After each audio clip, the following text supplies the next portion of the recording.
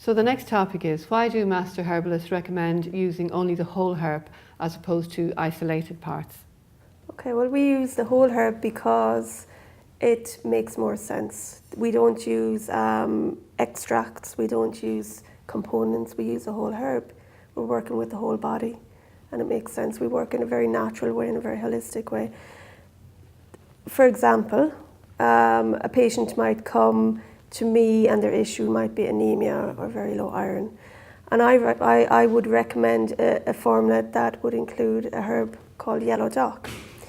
And, you know, many of the pharmaceutical preparations that are given to people with low iron can cause cramping and constipation. We've all seen those side effects. Yeah. But yellow dock will not only restore and build blood, it will also work very gently on the digestive system in the form of a very mild laxative. Okay. So it doesn't have any of those side effects. Yeah. You know, the body can use it in a very bioavailable, very natural way where it will very gently restore iron levels and not cause those side effects. The iron is very easily absorbed from yellow dock, and I've seen people go from a very, you know, extreme situation with long-standing anemia to really good blood count in a matter of weeks. Yeah.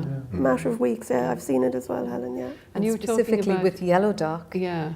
You know, the fact that we use the whole herb, yes, the root of a dock leaf or of a yellow dock that we would all commonly know, you literally can pull and you cannot excavate the root because it digs that deep. So deep. And that root is Mother Nature searching deep into the earth for the mineral of iron. So what the plant has done is, it is the laboratory, that is the processing point that turns the iron, that is an organic mineral in the ground, into an absorption form that we can actually, once we take in, as Daniel said, it becomes bioavailable to us. Yeah, and it's another simple example we mentioned earlier is the dandelion.